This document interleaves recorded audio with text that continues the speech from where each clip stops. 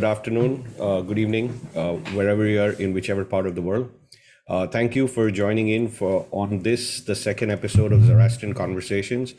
This is a new series that Vevaina initiated upon advice from Professor Yuhan Vevaina. Yuhan's been, Yuhan is an extremely distinguished academic in Zoroastrianism at Oxford, and he's also been a friend of Vevaina for many, many years.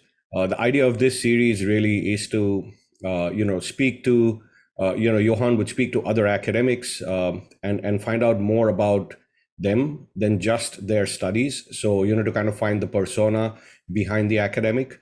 And without much further ado, I'd like to welcome Yuhan to take this forward. So thank you all for joining us today for the second interview of the Zoroastrian Conversations hosted by Vevaina. So as Arzan said, I'm Yuhan Vevaina. I'm the Bahari Associate Professor of Sasanian Studies at the University of Oxford and also a fellow of Wolfson College here in the UK. So Arzan and I conceived of this series, as he said, as a way of introducing the Zoroastrian communities in North America and worldwide to the various professional scholars of Zoroastrianism, Iranian and Parsi studies, and cognate fields working across the globe. So I hope that such an informal and collegial interview format will allow Zoroastrians to hear from all sorts of brilliant and interesting minds producing reliable research on Zoroastrianism in a fun and accessible media format. So we have today with us one such person whom I feel is most deserving of being an interviewee for a Vevaina-sponsored event. So Professor Carlo Cereti was born in Turin in Italy and studied at the Istituto Universitario Orientale of Naples, where he obtained his PhD in Oriental Languages and Civilizations, focusing on Iranian and Indian studies in 1992. And from 1995, he began teaching at the University of Rome, La Sapienza, where he has held the chair of Iranian studies, and he holds it still. So he has held highly prestigious affiliations around the globe. From 1997 to 1999, he was engaged in research at the Austrian Academy of Sciences while teaching Iranian languages at the University of Vienna. In 1999, he was a visiting academic at l'École pratique des Hautes-Études in Paris, and in 2002, he served as the director of research at the CNRS in France. So Professor Cereti's research has mainly focused on two areas. So one being the Zoroastrian religion in the Middle Persian texts, but he has also worked extensively on archaeological projects, particularly in Iraqi Kurdistan, where he has collected the missing stone blocks of the largest Sasanian rock relief at Paikuli, which belonged to King Narseh of the 3rd and 4th centuries CE in the sort of the early period of the Sasanian Empire. So Professor Cereti's publications include, his book publications include an 18th century account of Parsi history, the Qisse-e Sardoshtian e Hindostan, from Naples in 91, the Zandi Vachman-Yasin, a Zoroastrian apocalypse, my apologies, from Rome in 1995, and La Letteratura Pahlavi, so a survey of Pahlavi literature in Italian from Milan in 2001. So we are delighted to have him here today, as Professor Cereti will now be joining the University of California at Irvine School of Humanities as the very first holder of the Ferdowsi Presidential Chair in Zoroastrian Studies in the winter of 2024. This permanently endowed chair is supported by the Masih Foundation, founded by Dr. Fariborz Masih, an Iranian-American businessman and a pioneer in the field of microelectromechanical systems. So a warm welcome to Professor Cereti, and let us begin. So, hello to everybody. So, Arzan, is there a way to have just the two of us being sort of foregrounded? I've pinned both of you, so you're both starred. Okay, great. Yeah. So, wonderful. So, Carlo, tell us a little bit about who you are, where you're from, and particularly how you got interested in the study of Zoroastrianism. Well, I'm mainly a gypsy from the very beginning, because I am the son of an aeronautical engineer who moved around Europe and the States when I was young. So he brought me to Seattle and then to Naples and then to Rome and so on. And I kept on being a gypsy more or less throughout my life, because I mean, probably my real passion is to see other places and people.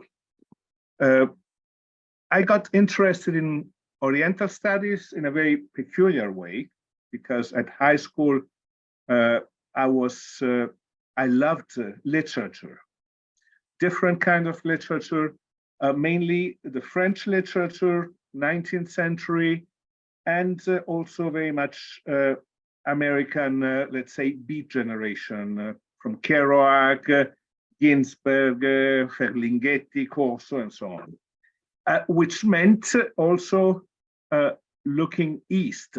Of course, at the time, the East I had in my mind was not a real East. It was just somehow a romantic dream of a late Orientalist in a way.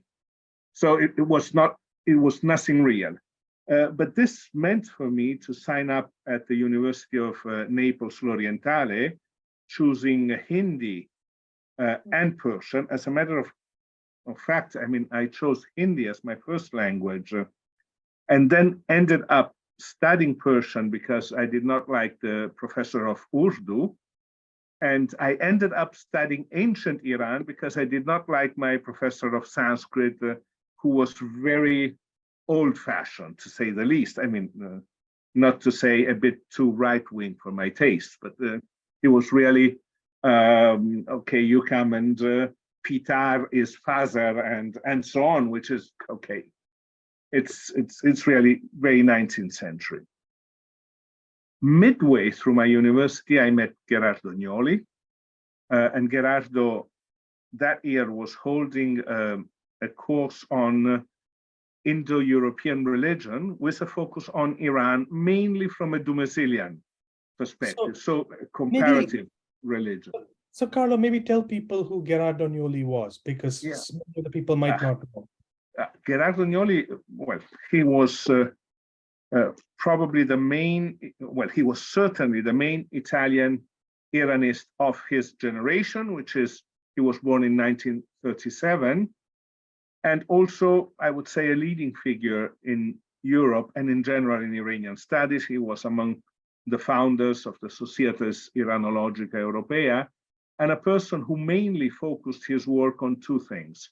On Zoroaster, and he has always thought that Zoroaster was, first of all, an historical figure, that Zoroaster had existed at some stage, and he, throughout his life, he also always thought that Zoroaster had lived somewhere in Greater Sistan, which, I mean, taking the words of an article written by Mackenzie, another of my teachers, more or less meant or overlapped with Henning's Greater Chorasmia. In his first period, he thought Zoroaster to have been born around the turn of the first millennium AC, and later he went back on Henning's positions, seeing him closer to the Achaemenids. So I met him. Yeah. No, please. Yeah, and well, since I had mainly done India, the problem was what kind of dissertation would you do? And since Gerardo was not a person, I mean, he would sort of say, okay, I'll throw you in the water and see whether you can swim or not. He said, okay, you should go to India and write a dissertation on the Kama Institute. So I reached India, Apollo Bandar, I went up to the Kama Institute. I had no idea of what I should write, and ended, let's say, reading throughout. I found an article by Modi, and then decided to do a full edition of the Kaseya Zoroastrian. And from there, I started doing Zoroastrian studies. So this is the way it just built up for me. I mean, it came to be. So the Kesey, the Kesey that you refer to is the less well-known of the two Keseys, so to speak, right? So the Kesey Sanjay is the one that everyone often talks about. So it's surprising actually how often people have not heard of the other one. So maybe you could tell people just a little bit about what it represents and what you found in the research that you did. Well, I mean, basically, the Qasseya Zoroastrian for the more ancient period is just as it follows more, it narrates the same events that are already contained in the Qasseya Sanjan. But what it does, it adds a few episodes to that. And especially, it dwells, in my opinion, a bit more on the rivalries between the different families. Of course, I mean, those texts are extremely interesting. And when Alan Williams published his Qasseya Sanjan, he made wide use of the Qasseya Zoroastrian of some of the things. But what is, to my mind, even more interesting is that these two Qasseyas are part of a more widely spread documentation about the community in India that goes from the Kanheri cave inscriptions to the names of the Zoroastrians on the copper plates from Ceylon, which show that there was a commercial community in Ceylon as well, somewhere in the 8th century maybe. So it sort of reconstructs the idea that Zoroastrians, or I would say at that time, Iranians that believed in Zoroastrianism, were part of a Indian Ocean network of commerce, and they were very much alive. So, I mean, the Parsis are the heirs probably of people who migrated after the fall of the Sasanian Empire, but who migrated to colonies that already existed and were well attested. So this is the importance of these texts. Yeah, I think it's really interesting how in your publications from a very early period, you've always had sort of India in your focus, but you've also always had materiality in your focus. You've always worked on actual materials, not just simply text sitting, not just manuscripts sitting in an archive. So I think, and many people may also not be aware of these kind of sources that we have in terms of the middle, if you want to call it these small Middle Persian inscriptions that exist in the Indian context. So I was wondering, sort of as you were mentioning your story, it got me thinking. So, many of the people who do the most interesting work in our field often come from unusual backgrounds in a sense. And in this way, your angle into the field from sort of Hindi and Persian is a little different than some of the others who've typically come from having done, let's say, Indo-European linguistics and been maybe more top down. So can you say a little bit about how you feel that this angle has sort of shaped the way that you look at the material and sort of the sensibility that has allowed you to develop when you work on sort of Zoroastrianism and Iranian and sort of Indian studies more broadly?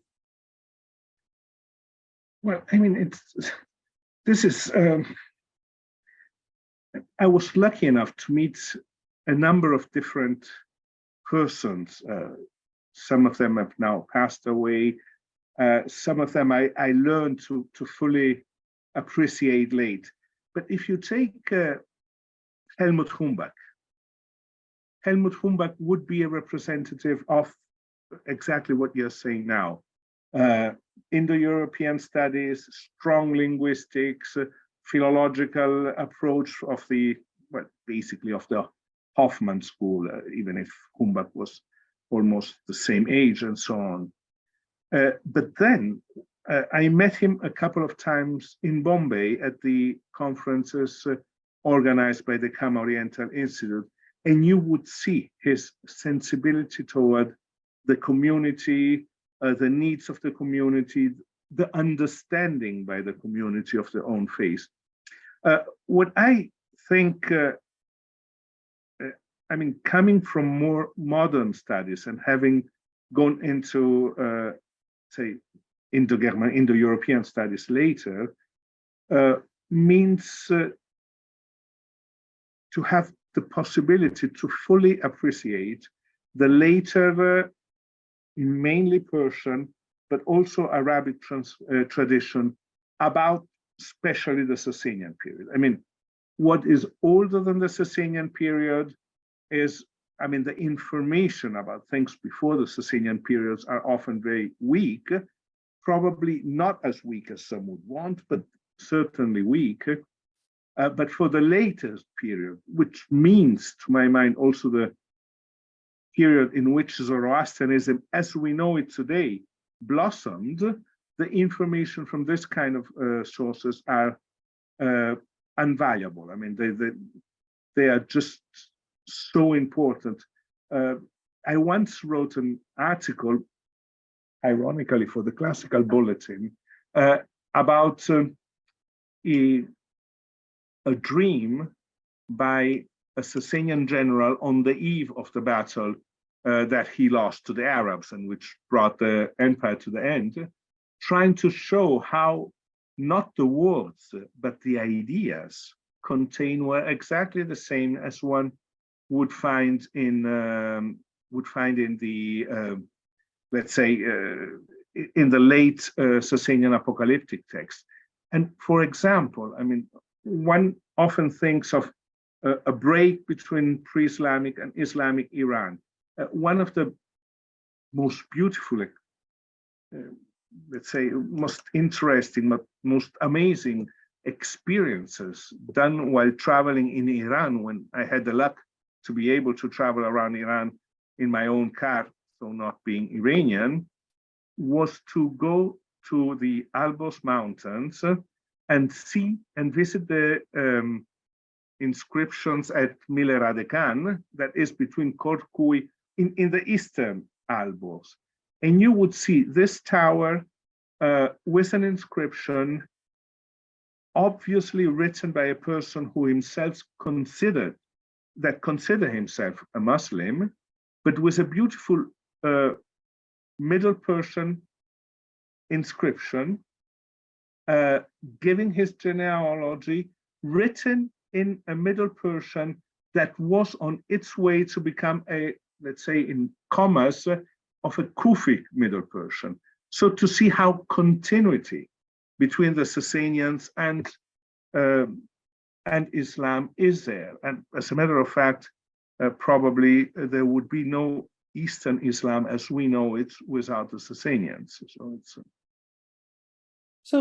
this is very interesting, and I should add, this is something I didn't say in your sort of academic introduction, but you spent 8 years as a cultural counselor for the Italian embassy in Iran. So unlike many of us sort of working on sort of Zoroastrian and Iranian studies in the West, you probably have the most intimate knowledge of sort of facts on the ground vis-a-vis what was happening in Iranian scholarship, both on the textual side, but also on the archaeological side. So could you tell us a little bit about what that was like? I mean, because that's something that I've been wanting to ask you myself for a very long time, because it's such a fascinating aspect of your biography.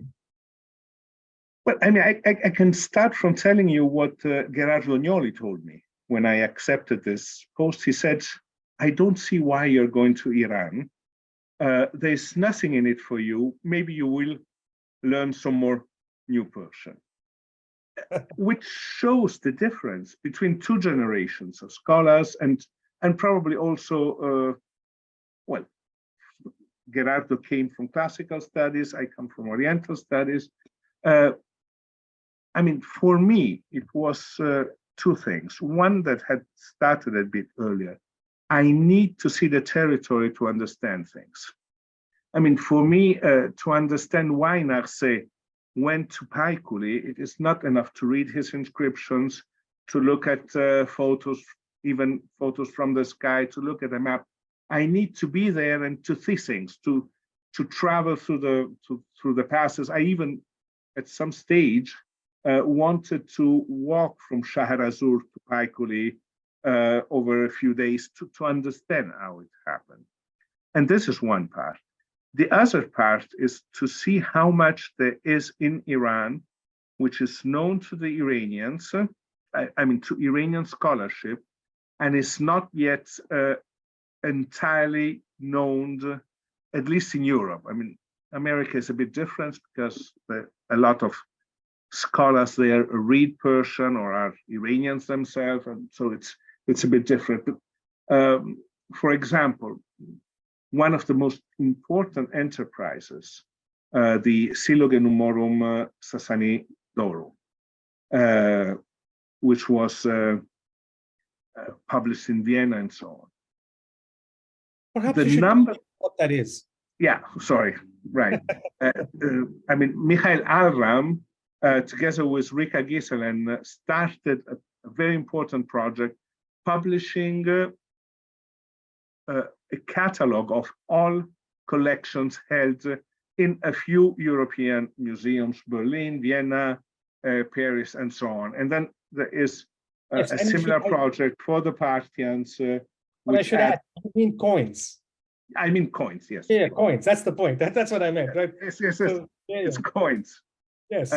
But the number of coins that these projects take into account are much less than the number of coins that are stranded in different Iranian museums and not cataloged and so on. When some years ago, I wanted to work on seals,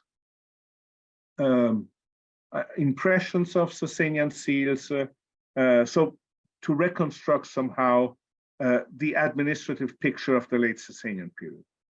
I went to the museum in Tehran, and then we found some seals. The person there, Dariush Akbarzadeh, started calling other museums, and we ended up, at the end of a long story that I will not narrate here, we ended up in Khoi, which is a very small, not even a museum Khanai.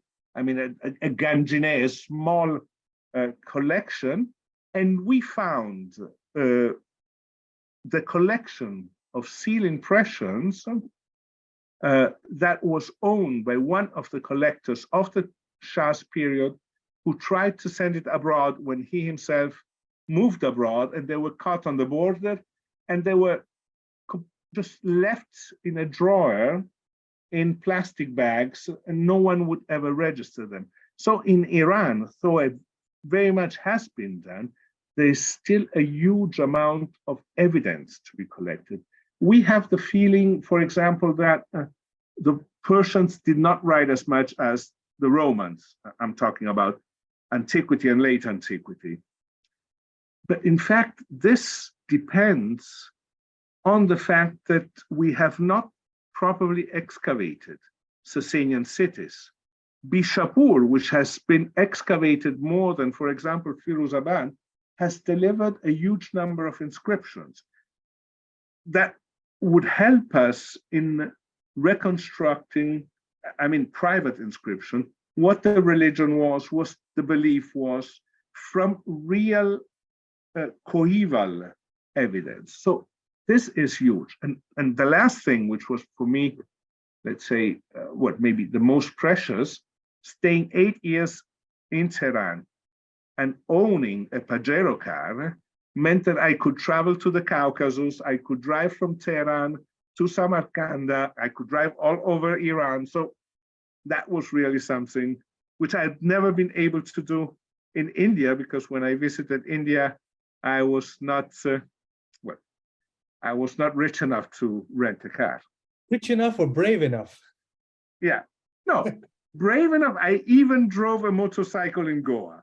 So Okay. brave is good, but well, you live in Rome, so you can do it, you know. yeah, and I learned driving in Naples, which is even worse. Okay, so no, but this is, I think this raises a very important question, and I think it's, maybe you can say a little bit more about this, but you know, I think people, sort of Zoroastrians, don't always appreciate how little we actually have excavated from the in the Iranian context. And I think it's the same problem that I find, and I don't know if you agree, with when you talk to your we talk to our colleagues in other disciplines, like in classics or the Islamic period or wherever we're talking about Sanskrit, is that I notice, especially with the Byzantinists here, they're just struck by how little evidence there is of this giant Sasanian empire, which is sort of the pivot between the pre-Islamic world and the Islamic period. And then we always sort of forced to say, well, we don't know what was there because much of what was there may still be in the ground, or perhaps it's been illegally excavated or it's been looted. And so I was wondering, having spent so much time there and having worked in the cultural context, without asking you anything highly sort of provocative, what do you think the sort of the state of scholarship is vis-a-vis sort of Iranian studies of the time, sort of the periods and the materials that we're interested in? And what can scholars like us in the West do to have a sort of a more sort of broader, more kind of intimate relationships with our sort of counterparts over there? Because we seem sometimes very cut off, and obviously now with so many political issues, it's difficult. But what, if a young student was coming and wanted to work on Iranian studies, like how would you encourage him or her to engage with these types of things? I mean, first of all, Iran is not, the Iranian world, and even the Iranian world of the great Western Iranian empires is not only the Islamic Republic of Iran. For example, a great part of Iraq was Iranian. Iranian, Achaemenid and Sasanian and so on.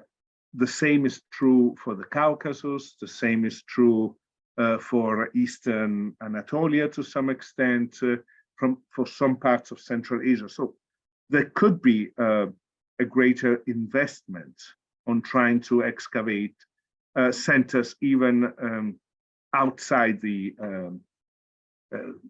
Republic of Iran itself.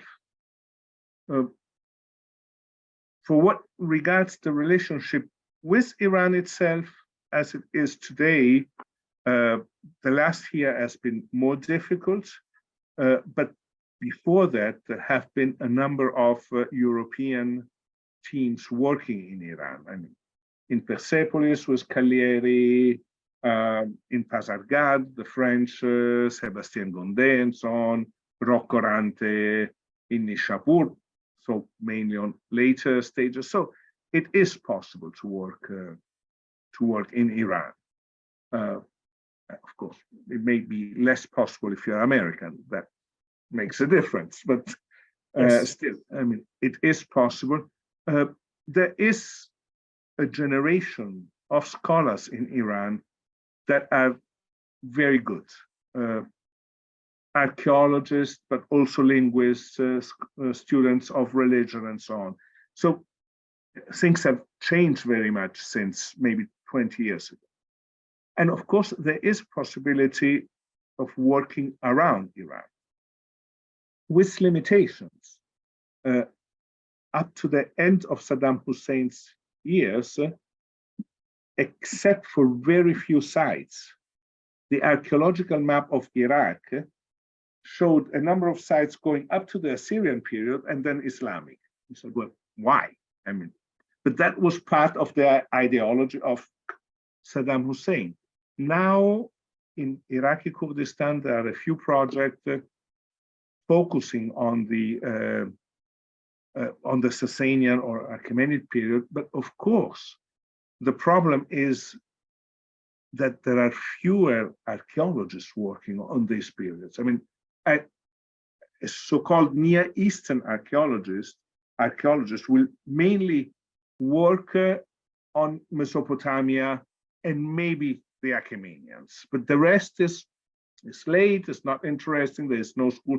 So an effort should be made to say, okay, we are doing the languages, we are studying the religions, but there is a need to work also on material culture and to see what the material culture can tell us to reconstruct the story, the history. All right. So it's a wonderful segue. So it's a nice opportunity to ask a question that I've been wanting to ask for a while as well. So what are you working on currently?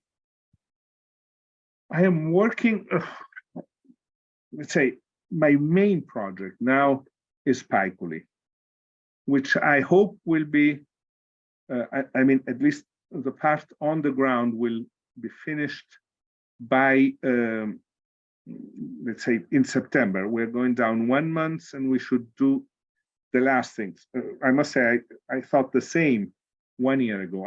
Paikuli is, as you said in the beginning, is an inscription by King Narset, probably dating from the 290s of the current era. So, and it's a very important inscriptions for more than one reason. And this would also bring me to what one has to see for the future. Paikuli is important not only for the language, of course, not only for the information, but also for the form that this monument takes. We have two great royal inscriptions, one by Shapur I at Naxirostan near Persepolis in the heart of the Sasanian Empire, which was inscribed on an older existing monument. And one in Paikuli, which first of all drops Greek, but we don't know. Shapur's inscription was in Middle Persian, Parthian, and Greek. We don't have Greek in Paikuli. Earlier, before our excavations, everyone thought that the inscription was written on two opposite walls of the monument. We now know that it was written on two walls that were one by the other, which also means that there may have been left a third wall for Greek, but since he then suffered a defeat at the end of the Romans and so on, he never came to it. So this is the first thing. The other thing, which is extremely important, Narset was king in Armenia. He in his inscription, he talks a lot about Anahita, which is a divinity that was mainly, or maybe not mainly, but that was worshipped in Armenia, that was worshipped in Anatolia. Some people like Mary Boyce believe, and Gherardognoli himself, believe that it is an Indo-Iranian divinity that then somehow mixed up with the Near Eastern mother goddesses and so on. And third, the inscription, especially the Middle Persian inscriptions, adopts some optic devices. For example, the lines on top are larger than the lines at the bottom, which may be just an optic device to read it better, but may also have been inspired by Roman epigraphy, where sometimes the beginning of an inscription was written larger to sort of highlight what the main subject was.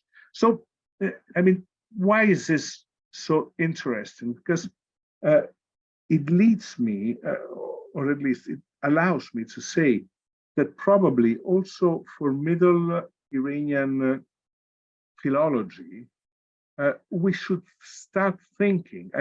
For example, all the Manichaean texts in Berlin and so on, they have been edited. So we are in some areas at a standstill. Probably if we start looking at different things, supports, what kind of paper has been used, styles of manuscripts, how the codices were built, and so on, we can start reconstructing,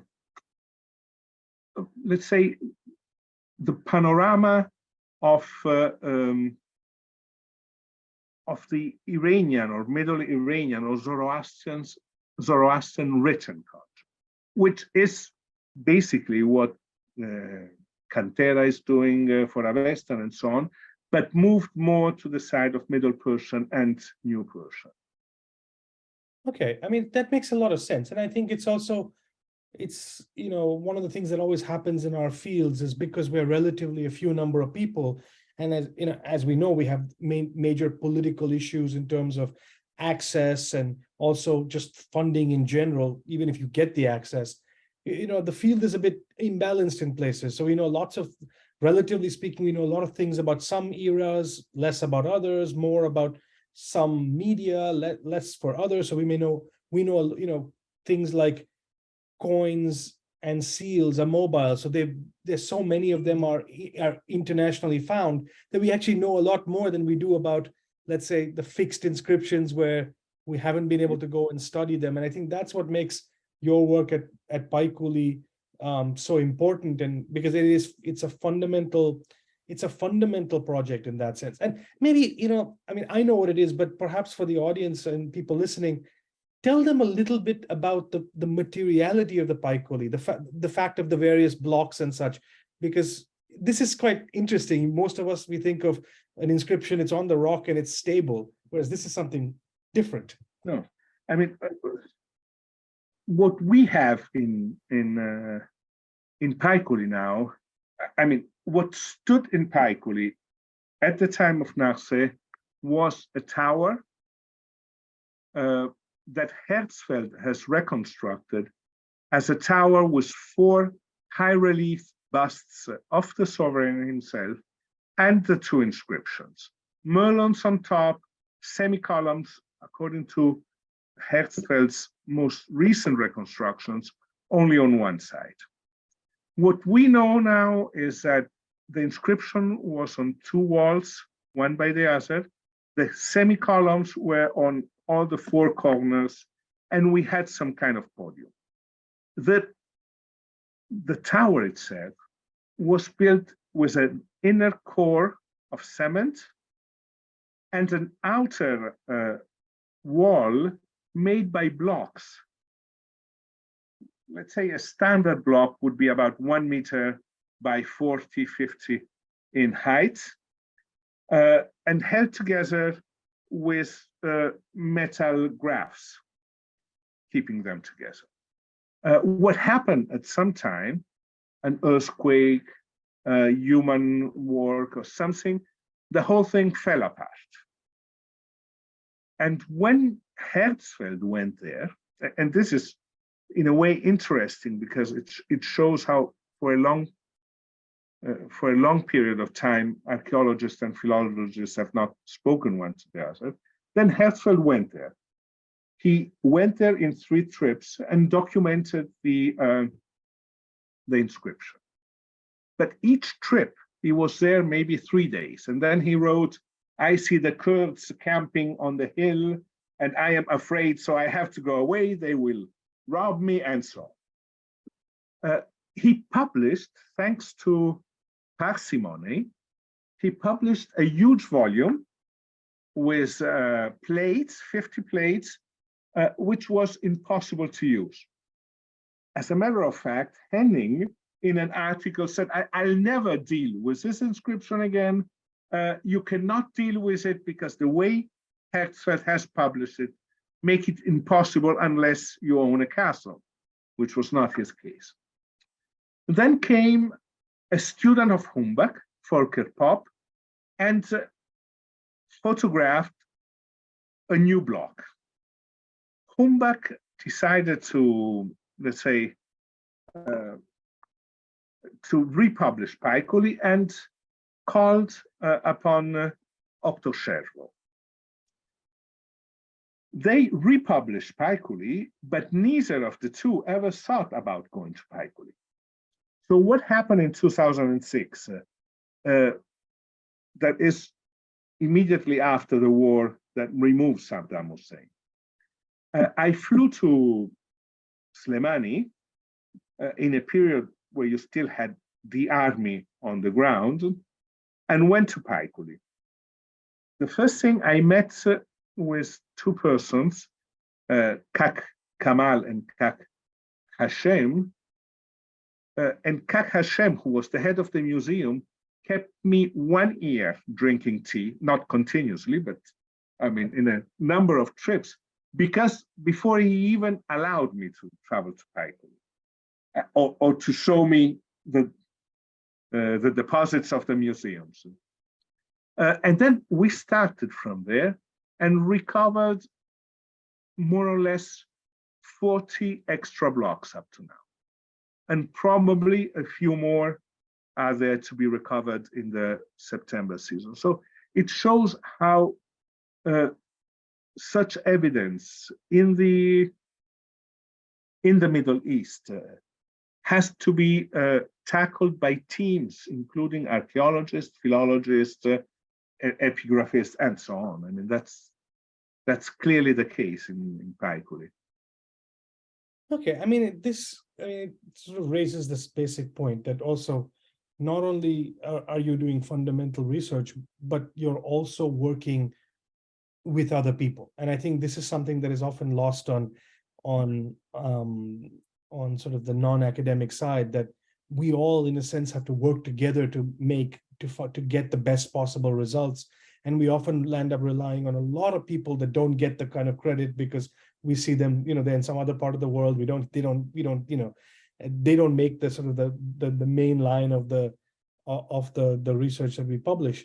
So let me transition and sort of ask you, I see there's a question here from Pablo, and he says, what sort of research regarding Zoroastrianism are you hoping to accomplish in your new position? So what fields of interest would you be interested in fostering amongst your students? I think it's a nice way of sort of moving from sort of past and present to now the future. Well, I mean, my idea, it's still raw. I mean, I need to work on it, but my idea is exactly to work on how,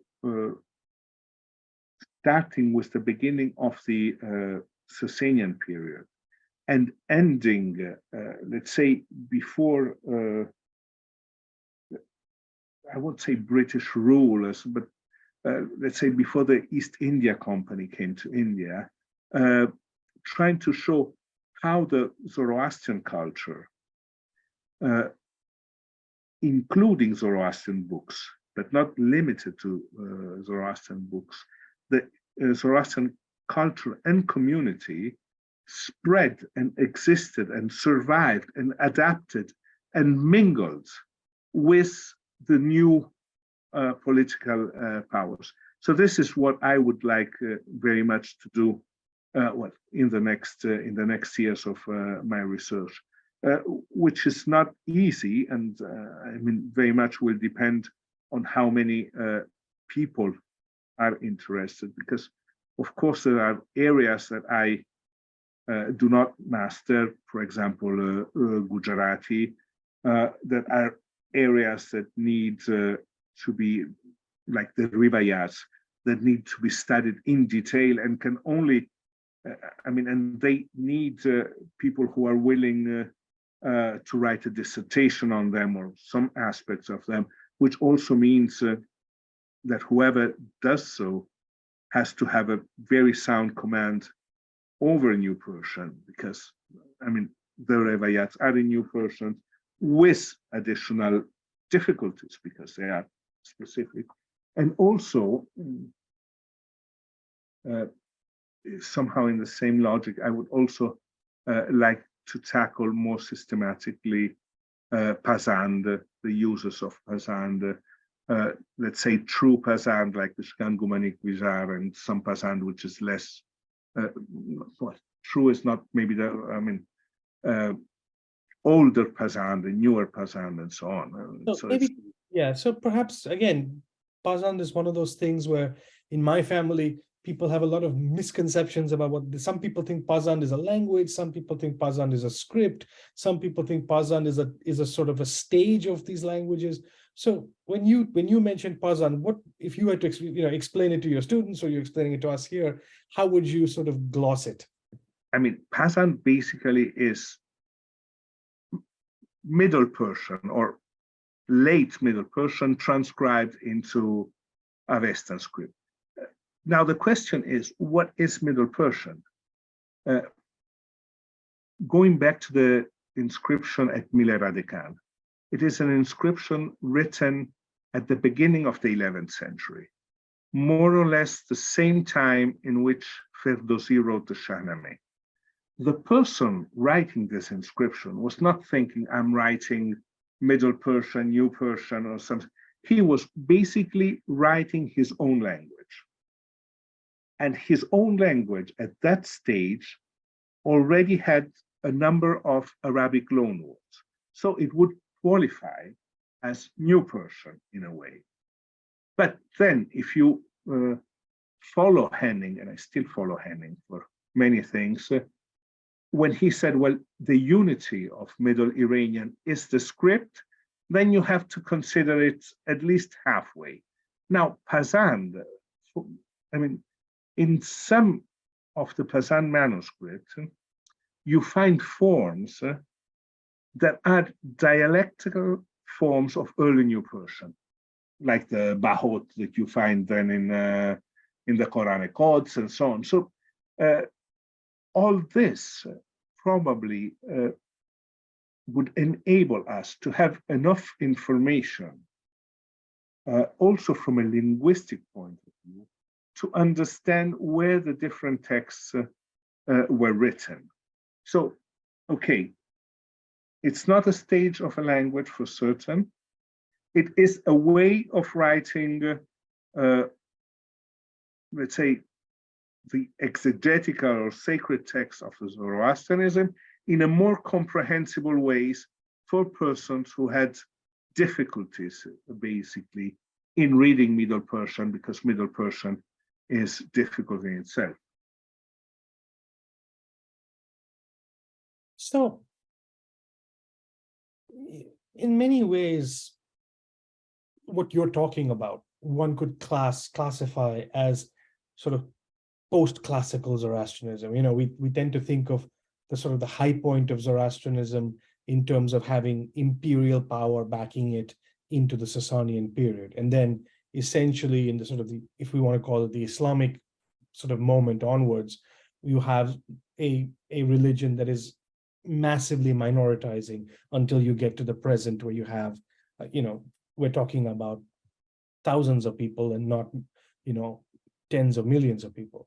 So do you think that for us as a discipline, you know, those of us working on Zoroastrianism, I mean, I personally feel that this period has been so poorly studied and has been so largely neglected. Do you feel that this will be your contribution to the study of Zoroastrianism in the North American space? I hope so. Whether it will be, it's up to others to judge. Yes, but I hope so. I personally, for many reasons, am very interested in that.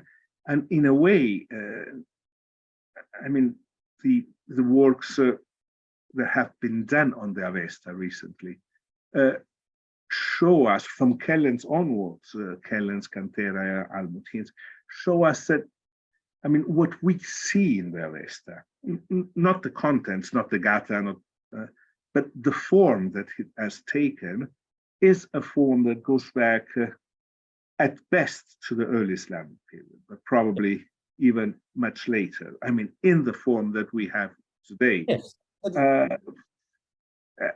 I mean, on the other side, a lot of, let's say, if you take the Hebrew texts, also are quite late in when they're copied, basically.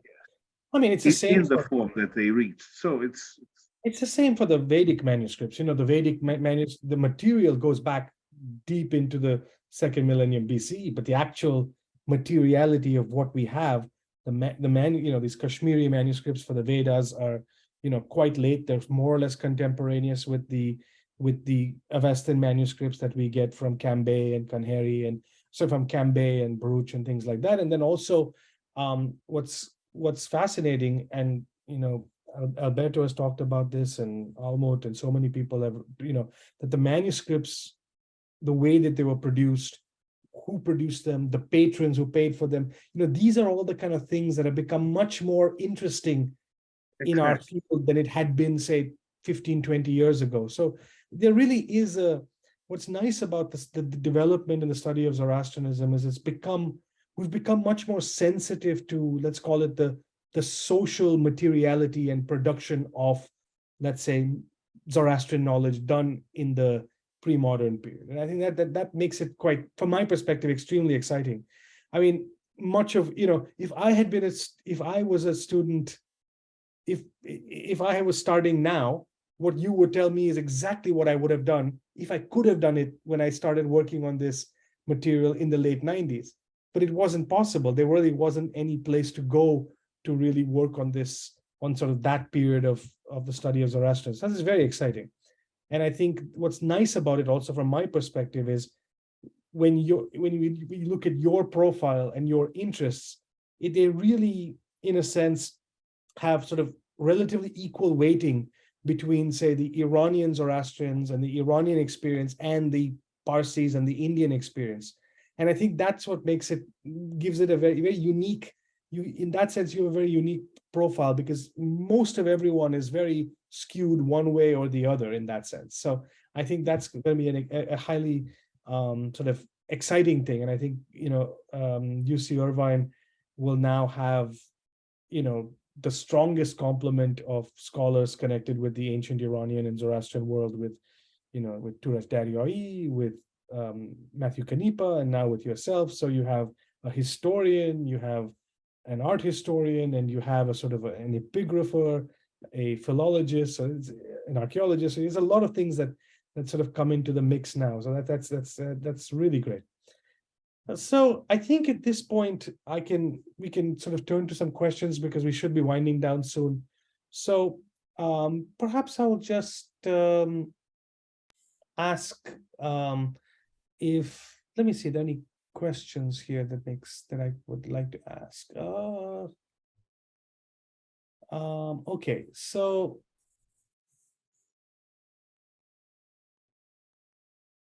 okay, this is an interesting question. So it says, Dr. Cereti, in one of his popular histories of ancient Persia, Hugh Kennedy suggests, based on archaeological evidence, that Zoroastrianism, even in the Sasanian era, probably was an exclusive faith observed in its practices by royalty, etc., and not a popularly practiced one. So your view, please, is what they've asked. Well, this one would have to, first of all, to define Zoroastrianism. But mainly, I do not agree. Zoroastrianism was, at least in the early Sasanian Empire, the faith. Then you had a spread of Christianity, probably less orthodox Zoroastrianism. I mean, these things have been, to my mind, written very clearly by Charles Jacquet in his book Dualism and Transformation, which really shows how the late Sasanian Empire was. But still, I would say that the majority of Iranians in that period were Zoroastrians. And Christianity was very much the religion of some areas, that can be identified quite clearly. I mean, this is saying it was a minority religion. I mean, yes, of course, there are things. For example, if you look at the archaeological side, you have, of course, you have dachmas or astodans attested near Persepolis, but you also have a number of cemeteries in Iran. And normally one says, okay, the cemetery is Jewish or Christian or something else. Are we really sure? I mean, are we really sure that everywhere in Iran, Zoroastrianism prescribed the use of dachmas and birds and dogs and so on? this, I mean, what we see from the sacred scriptures is one kind of Zoroastrianism. In the Sasanian period, probably there were many, and as always, theology has to compromise with reality. So, I mean, it depends on how much money you have. One question, I mean, now, thanks to Cyrus Nasrallahzadeh, we have access to most late Sasanian, early Islamic Dakhma inscriptions. He published it in Persian in 2 volumes, and it's very comprehensive and so on. The idea they give is something different from what we would know from the text, and is also, I mean, the question open is, why do we only have things from the early Islamic period when they are dated? So, I mean, probably we should redefine our way of looking at Sasanian Zoroastrianism, and then we would have less problems in seeing that it was a majority religion. So Boris Cooper, who asked the original comment, sort of made the original question, has added that Kennedy noted that the Zoroastrian temples were quite small, not big enough to accommodate large congregations, unlike Christian churches. And this is part of his argument. But is Zoroastrian worship congregationalist, right? So, yeah. I mean, this is the one problem. Yeah, I mean, it's an interesting question. You know? Yeah. I mean, I have to say, you know, as someone, you know, coming from a Zoroastrian background, when I was a kid and I would go to the fire temples, especially with my grandmother, if you went in the middle of the day, when we often did, there was almost no one in there.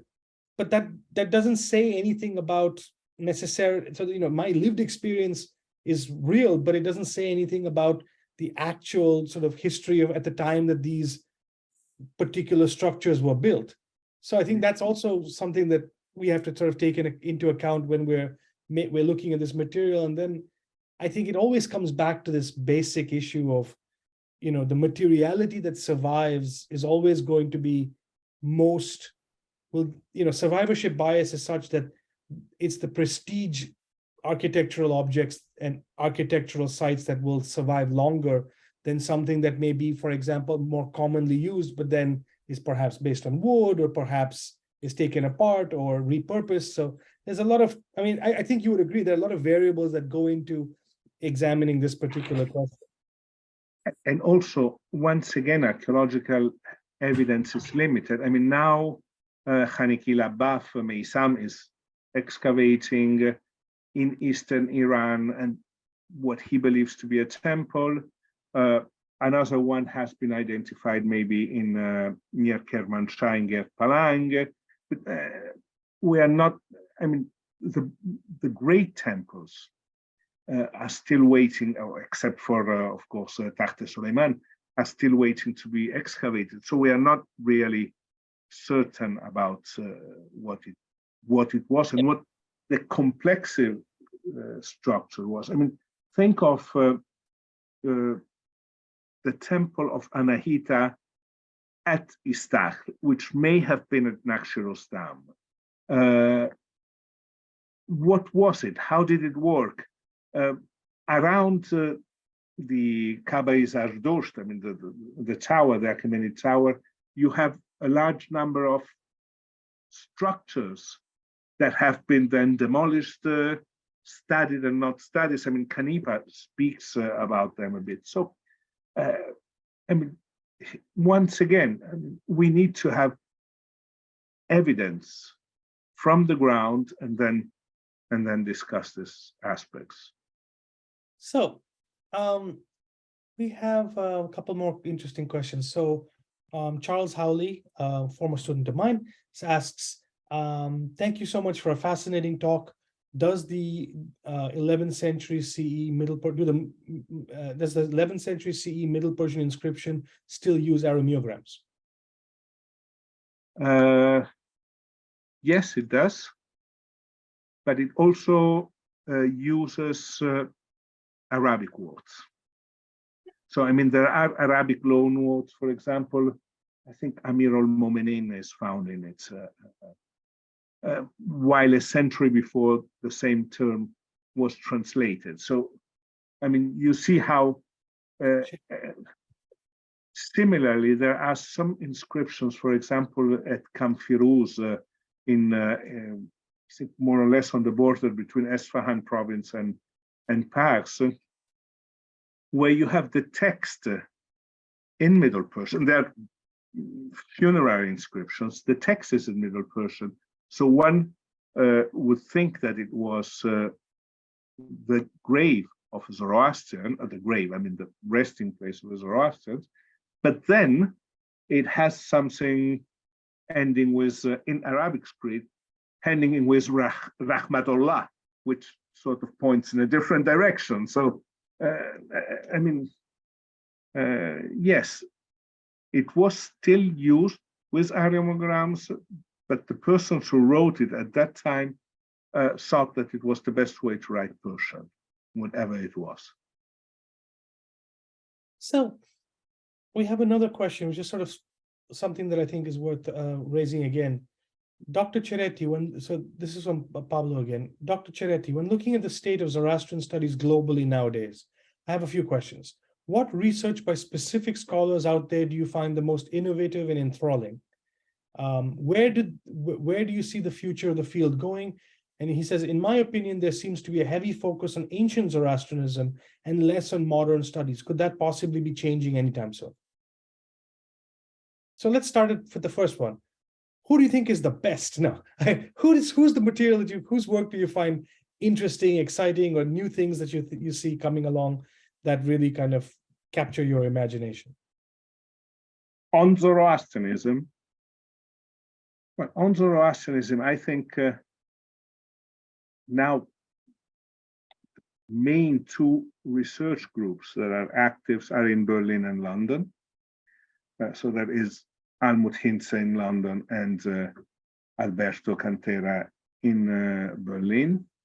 And then there are a number of scholars which are very, to my mind, very interesting. Of course, well, Antonio Panaino, but that is also because of an old friendship. There are scholars in North America, like Andres Toledo, that is extremely interesting. There are younger scholars like Domenico Agostini, who works on apocalyptic texts. So there are a lot. I personally, it's not just a captatio benevolentiae, also very much esteem your own work, especially on the end of times and so on, which I have quoted many times. So I think there is a new generation, a middle-aged generation that is very well positioned, and I am, let's say, full of hope for the future. So, but Pablo raises a very interesting question, right? Which is that when if we think of modernity, and modern studies, it can be a broad thing. But if we're thinking about sort of temporally relatively broad, but if we're talking about contemporary Zoroastrianism, like lived reality on the ground in 2023, we really don't have that many sort of sociologists or ethnographers or sort of people working in oral studies or performance studies. And that, to my mind, I think is sort of what he's raising. So how do we, as a discipline, how do we kind of round out our work in these areas? Because so many of us are essentially trained having to be able to work with Avestan and Pahlavi and Persian. And in a sense, that's fundamental, because otherwise you really cannot make sense of the broader historical Zoroastrian experience. But then, in a sense, these skill sets required are so massive that you'll end up with very little attention paid to lived communities as they are minoritizing or transforming or changing or dying or moving from one part of the globe to the other. I mean, a lot has been done. For example, Krayenbrück has worked a lot.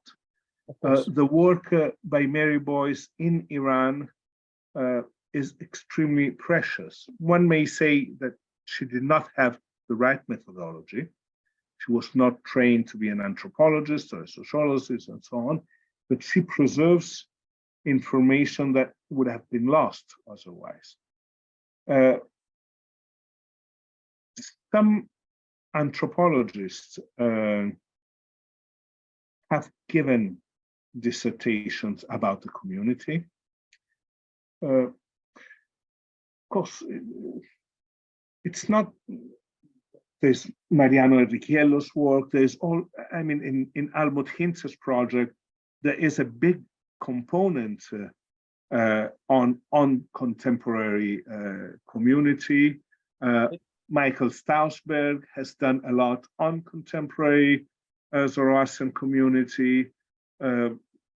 Maybe less has been done in Iran. But the real question is, I mean, how do you tackle this? You can tackle it from an economic point. I mean, why is the Parsi community as wealthy as it is? I mean, what is the secret of the success? But this needs an economist, a person who works on the relations between India and Great Britain, that works, that tries to see how the way that the Parsis represented themselves as the westernmost of the Indians, in a way gave them the chance to act as middlemen between London and Bombay. So, I mean, all this is really, in a way, far from our fields. I don't know. I'm not really able to evaluate whether a study on the community in itself would make sense, because some things have been done, some things have been written. For example, would it not make more sense to study the community for the role it had in theosophy, or to study the community on how it related to the early Christian preachers who arrived in Bombay? So in a wider way, I mean, I spoke about dualism and transformation. I read this book in a period in which I was often discussing with a Parsi, yes, Farrokh Wajifdar, Yes. who to whom I owe very much. I mean, I probably never told him how important he was for my understanding of the community. And when I talked with him about the way the community understood itself, of the debates in the community in the 19th century, in the 20th century, and so on, he gave me a book, remember, by Schmidt. It was one of the Sack lectures on the history of religion, basically dealing with the way that European pioneers, and that is people who basically were Christians, or at least had studied Christianity, dealt with late antique and early medieval theology. And he said, look, you have to look at this, because you can only understand what is going on in the Parsi community if you understand the wider context. I mean, Parsis are not isolated. Normally, they are very well educated. They have gone to college, often to college in England, in the States, and so on. So the debate inside the community is influenced by what is a more general debate on the various issues. So even studying the community in Bombay should probably be done not just studying the Zoroastrian community, but studying the interaction with the rest of the city or of India and so on. Yeah, I completely agree. It's a sort of this sort of hermetically sealed notion of Zoroastrianism that survived from the past to the present just never applies in any period, right? So I mean, that's something that I think is also sort of, in a sense, it's the great tension in our field, right? We do want to study Zoroastrianism historically as a lived community or a set of communities through time that has maintained a set of traditions, ideas, and sort of notions of itself. And at the same time, it's always changing and in interaction with other communities in the sort of the broader context. And sort of finding the right balance of that is not so easy. I should add also that I see in the comment in the comment box that Janet Kestenberg Amihi says, she says that Naveed Fauzi herself, there are several scholars who are doing contemporary work, Paulina Nichial, Ketayun Mazdapur, Bahman Moradian. So there's a variety of people. So in a sense, these are the people out there that that sort of answer the question that Pablo was asking about who is out there in the field doing sort of work in the contemporary sense. I should also add my sister, Laila Vevaina, who is an anthropologist working at the Chinese University in Hong Kong, who has written several articles and has a book coming out now on Parsi trusts and sort of legal anthropology. And so I think, in a sense, we are in a bit of a transition moment, if you ask me, where the fields it's both in a healthier state than it was maybe 2 decades ago, but it's also still needs, as from what we're talking about, there's a lot that can be done with a greater sort of emphasis on funding and sort of attention to the study of sort of historical and living Zoroastrianism in a more kind of principled way. And so I think if I can sort of maybe wind this down now, because I don't want to keep you too long, is there, could you tell us an interesting anecdote from your travels in India, Iran, that you think that you would like to share with us? There are many, but probably the earliest one was my interaction with the Kama Institute. As maybe one can see even through the screen, I am not exactly skinny. But when I first was sent to the Kama Institute, the combination of street food and let's say the way of preserving books in the Kama Institute drove me down to 67 kilo, which in a way is a miracle. I would like not to go back to 67, but somewhere around 80. And so Dastur Jamaspaza, who was not a particularly empathic person, one day told me, well, you come to the Kama Institute. I think in my memory, it was like 6:30 in the morning, but it may have been 8. And he gave me a huge gift of books, saying, well, I will help you in establishing your career in Zoroastrianism by reading my books. And I really, I mean, this and Dastur G Jamaspaza, as many others, in a way, helped me in this way to get closer to the community. I mean, at that time, the building of the Kama Oriental Institute was incredible. I mean, Mrs. Modi was there, a secretary whom I always called Violet, but I have no idea whether the name was really Violet, or Violet was a translation of something else. On at the door sat Hodges de Mistry, who would say, do not go up because they don't understand about Zoroastrianism. I do. So I really got an impact in the community. I may have been 22 years old, and with India, that sort of, well, I remember it up to today. And so for the audience, your 67 kilos is 148 pounds. I just looked it up. Yes, but now I am about 250. So. Well, as often is the case, as one's reputation grows, so does other aspects of ourselves, So, Yeah. well, with that, I would like to thank you so much, Carlo, for taking the time today to talk to us. And I hope that the audience has found it stimulating. I can clearly see that almost everyone who signed in is more or less still here. So clearly that has been the case. And if any of you have ideas for people that you would like to see me interview in the future, please sort of let me know. And also, Carlo, I wish you the very best to move to Irvine. My parents live in Irvine, so you will surely see me. Yeah. Like a bad rash, I won't go away. And Well, I think it's going to be the other way around, but anyhow.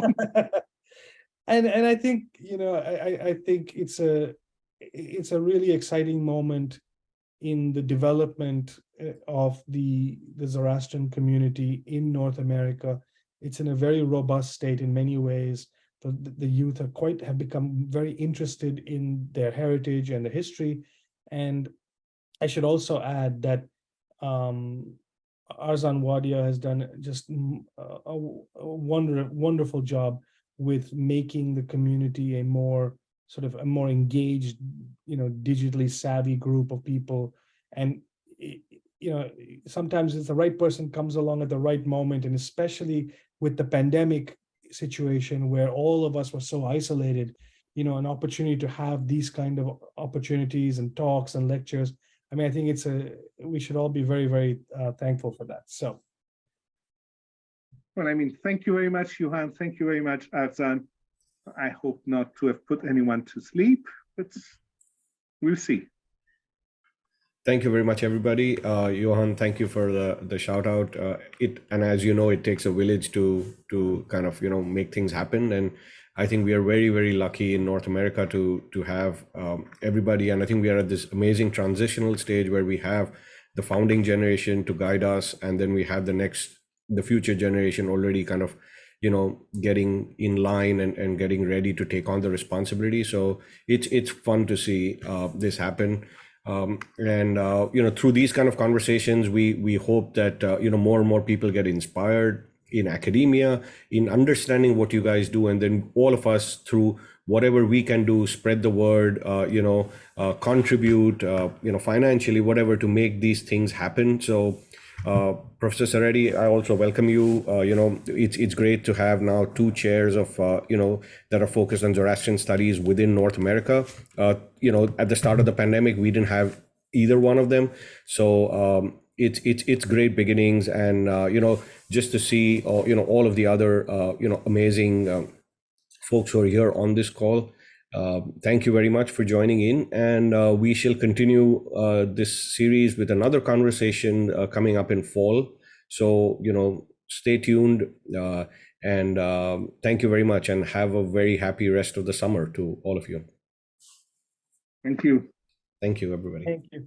Thank you very much. Thank you. Us.